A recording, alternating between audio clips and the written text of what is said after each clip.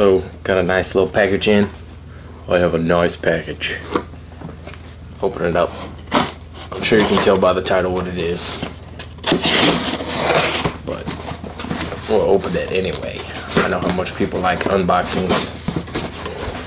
So, that's what I've been waiting for. See what's in the box.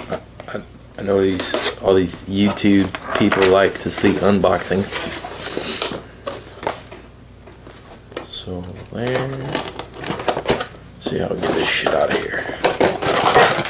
Oh, there's all kind of shit rolling around in here. Here's what's in the box. You got the actual fuel control module with the wires that come on there. I have no idea what this is, but it's in there. Some 3M velcro tape so you can secure it. Again, no idea what this is. Looks like some little extra rubber caps, probably to cover up these little holes in the thing. I don't know. Alcohol wipe for some reason. Some more velcro. This one doesn't look quite as good as this 3M shit does. Dynojet stickers. Power Commander stickers. That's cool. I like stickers.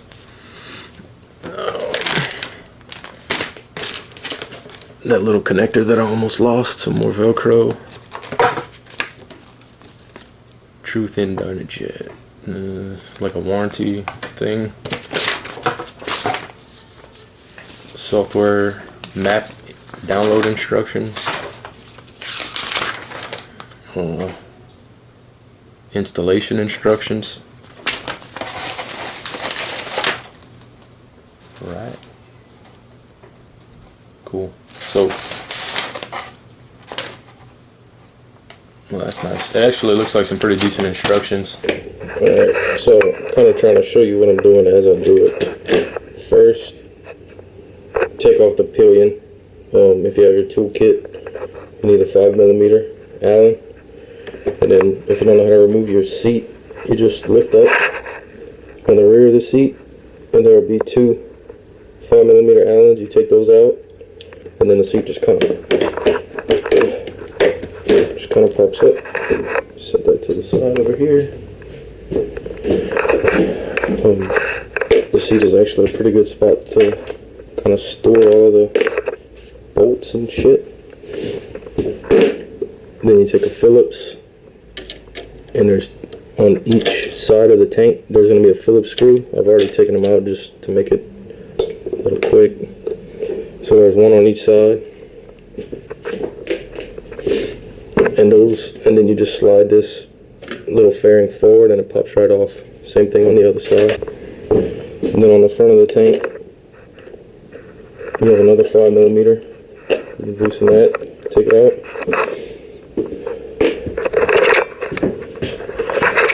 Then I believe these need to come out. Should also be 5mm. It's been a while since I had a reason to loosen the tanks. Oh, that fucker was hard. Oh, try not to scratch your fucking fairings. God damn it.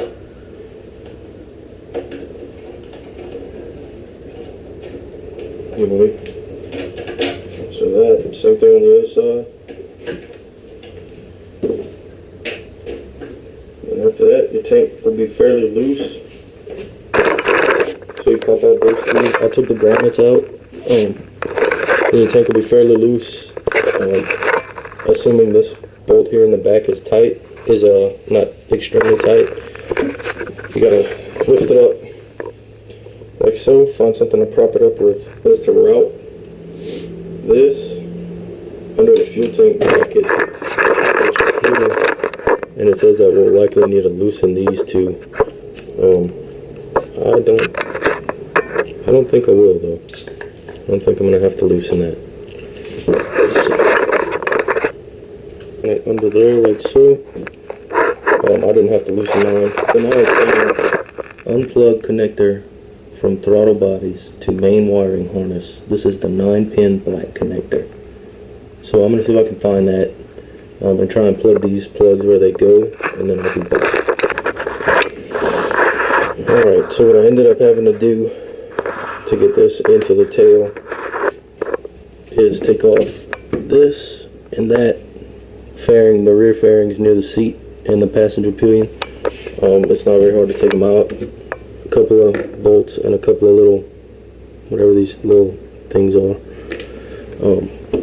You just take those off carefully, make sure you don't break your fairings, and then you have to take a few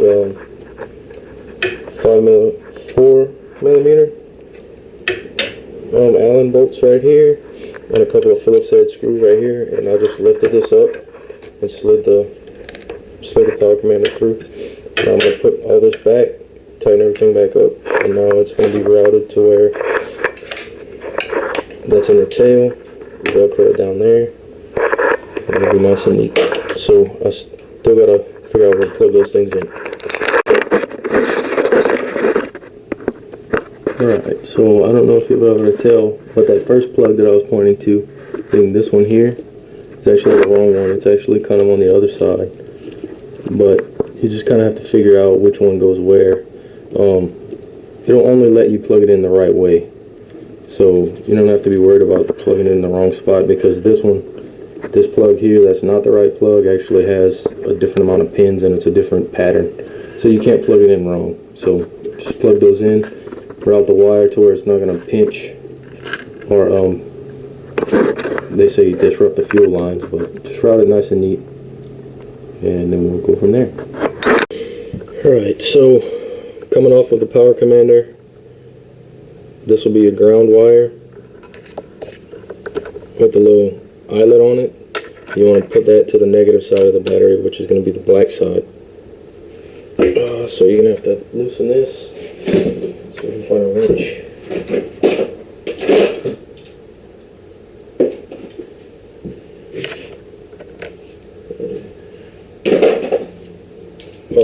You can do it with the Phillips, it's just easier with the ratchet, less chance of stripping the thing.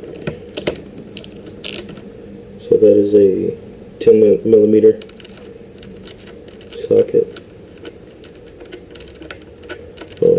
I'm just going to take the screw all the way out, slide the ring into place, and then put the screw back in. Make sure your bike is off and the key is, there's no chance of you turning it on because that would suck. Right. So I just kind of bent the heat shrink down, and then you tighten it back up.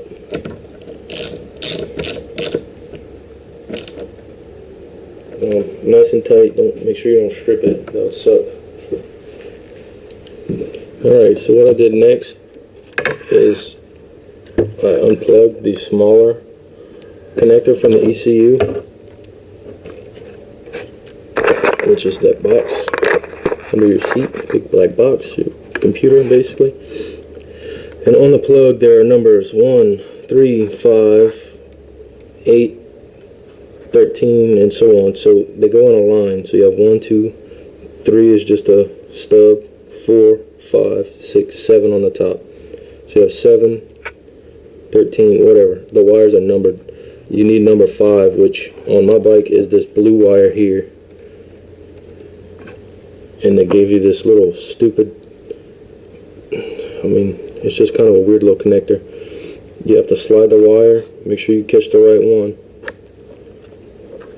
See if I can kind of untwist this thing a little. So just make sure you get wire number 5.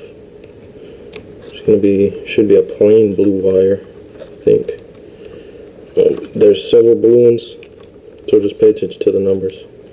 So there it is marked on here. So, and then you slide the gray piece of the little connector that Dynojet supplied over the wire, and then it has a little point, and you just screw that in, and it'll tap into the wire. Just tighten it down onto the wire. You don't need to break anything. And then you take your gray coming off of the power commander wire. Hopefully you can see this. My big hand's in the way. It's already stripped. Pop it through. Let me see if I'm doing this right. Yeah. So pop it through. Put it in there. And tighten it down. Make sure it doesn't come out. Stupid little connector's kind of a pain in the ass.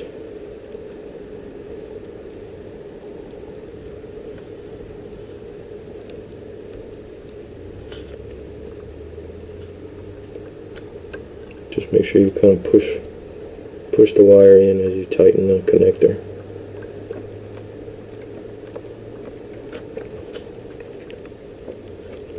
And it should look something like that. Hopefully that's correct. And then the gray wire will actually wind up being underneath of the connector.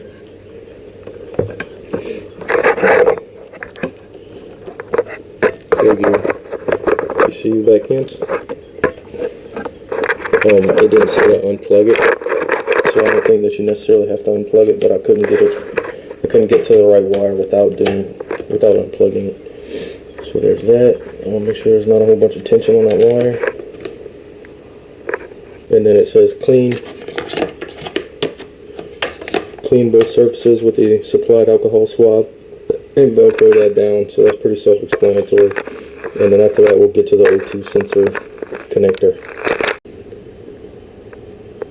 Alright, so hopefully you can see this. This is the O2 sensor plug or whatever harness. You need to unplug this from this. It's on this side of the bike, right here, right above the oil fill cap, almost directly behind the frame, underneath the tank. So you just got to fish that out, unplug this, and then you get this little O2 sensor. I forgot what the fuck it's called, optimizer. And you just pop it in place.